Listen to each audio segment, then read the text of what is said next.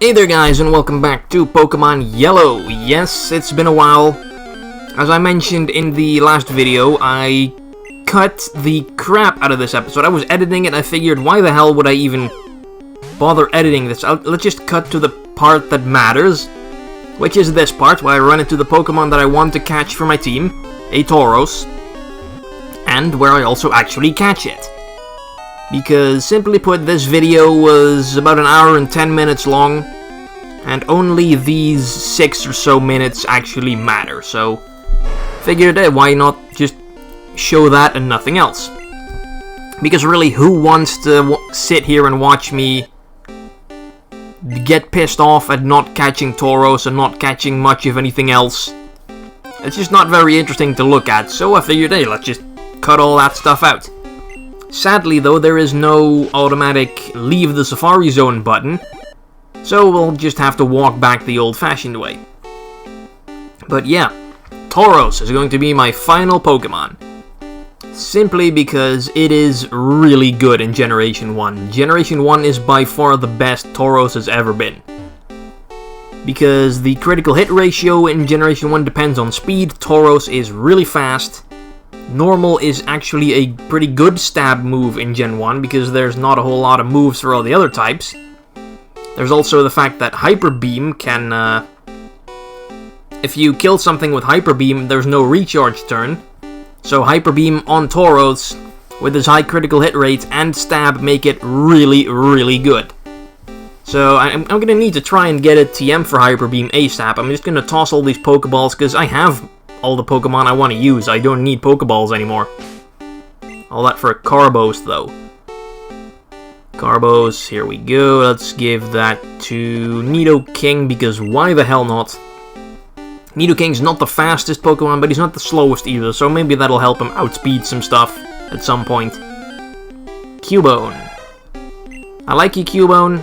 I don't think I've ever used you in-game, but you're not really all that amazing until Hold items came around and they introduced the Thick Club. Hey, another Tauros. Also level 21. I think that's the only level Tauros even appears at in this place. I'm pretty sure every single Tauros I've run into, I've watched a bit of the rest of this video. I ran into a lot of Tauros, actually. They've all been like level 21. But yeah. Let's get out of here.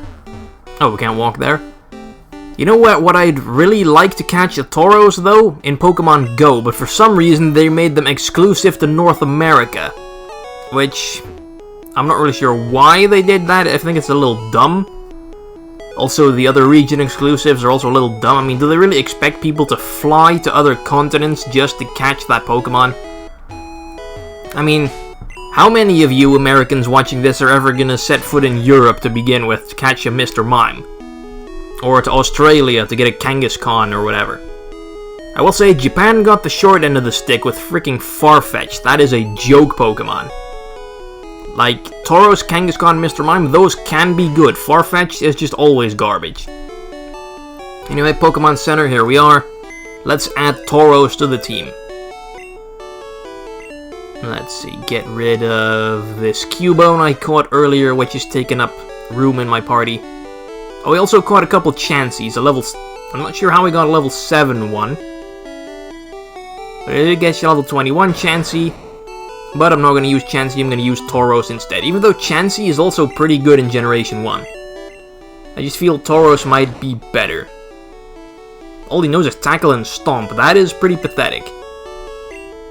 Because basically in Gen 1, a lot of the times they just went, oh, you can't catch that Pokemon below a certain level, so let's just not give him any moves below that level.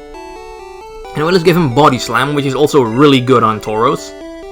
Can he learn Counter? No, he can't. Well, actually, I think I'm going to teach that to Wartortle. Because Wartortle should be able to take a hit.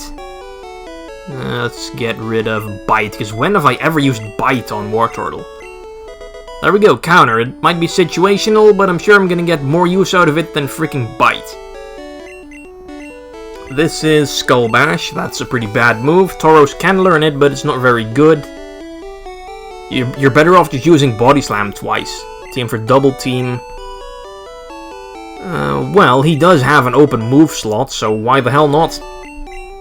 Maybe I'll get some evasion hacks going with Tauros. That'll be funny.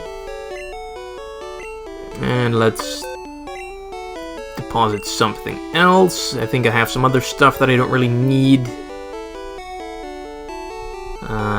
Might still need the Pokeflu. Let's get rid of this TM for Mega Drain that I'm not going to use. And what else? HM3. Well, I guess I already taught Surf to War Turtle. This can also go. And we'll keep Surf around. Maybe I'll teach Surf to Nidoking or Tauros at some point. I think Tauros can learn Surf, actually. Or was that Generation 2 where you could do that for the first time? Anyway, one more quick little thing that I want to do before ending this is to go here, give the gold teeth to the Warden, make him happy again. Popped in his teeth. Thanks, kid. No one could understand a word that I said. I couldn't work that way. Let me give you something for your trouble, which is the HM for strength. So now we have all 5 HMs, I think. HM4, alright. Let's take that. And give that to... why not Tauros? I mean, get rid of Tackle or Stomp. Those are garbage moves anyway. Well, Stomp might come in handy, but let's get rid of Tackle for strength. There we go. Team's all complete now. And let's just push this out of the way real quick. Or, can I use strength already? Yes, I can. Alright, push that. I think that's a rare candy. And then in the next full-length episode of Pokemon Yellow, we'll be back. Maybe we'll go to the gym. I'm not really sure what we're gonna do. But we'll figure it out.